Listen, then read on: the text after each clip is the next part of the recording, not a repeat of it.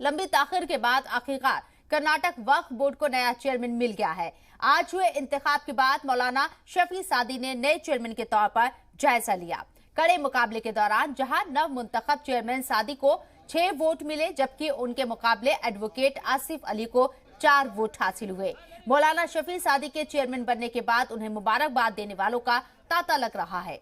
याद रहे कि इससे पहले कई बार वक्फ बोर्ड के चेयरमैन ओहदे के इंतखाब का ऐलान हुआ, लेकिन तारीखें तय नहीं होने के बाद भी कभी अदालतों से रोका तो कभी दीगर इश्यूज को लेकर इंतखाब पर रोक लगा दी जाती थी। लेकिन आखिरकार लंबे तवील अरसे के बाद आज रियासत के वक्फ बोर्ड के चेयरमैन का इंतखाब हुआ और मौलाना शफी सादी नए चेयरमैन मुंतखब हुए।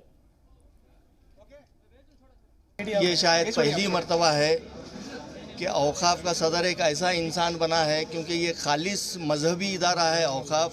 ये औकाफ चलता है पर्सनल लॉ के क़वानीन पर और शरीयत को जानने वाला पहली मर्तबा इस मर्तबा जो सदर बना है। हमको उम्मीद है कि शरई क़ानून के एतबार पर औकाफ के फ़ैसले लिए जाएंगे और तमाम कर्नाटका स्टेट के अंदर औकाफ की जो आमदनी है वो सही हकदारों को पहुंचेगी, वो स्कॉलरशिप की सूरत में हो या बीमारों को मदद की सूरत में हो।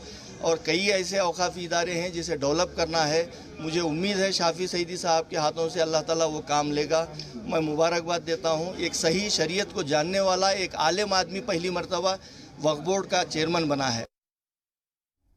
नौ मुंतखब शुदा चेयरमैन को मुबारकबाद देने के लिए आए। हम उम्मीद करते हैं इंशाअल्लाह अजीज़ अब वक्फ बोर्ड जो पाक साफ शफाफ हो जाएगा। जो 20 साल से मुतल्लिक़ चेंज नहीं हुआ है, मैं गुजारिश करूँगा चेयरमैन साहब से कानून के दायरे में 30 साल का पीरियड पर इम्प्लीमेंटेशन किया जाए और जो प्रॉपर्टी अपनी बन के बढ़ाए उनको निकाल कर वक्फ के हवाले किया जाए, वक्फ को डेवलप किया जाए।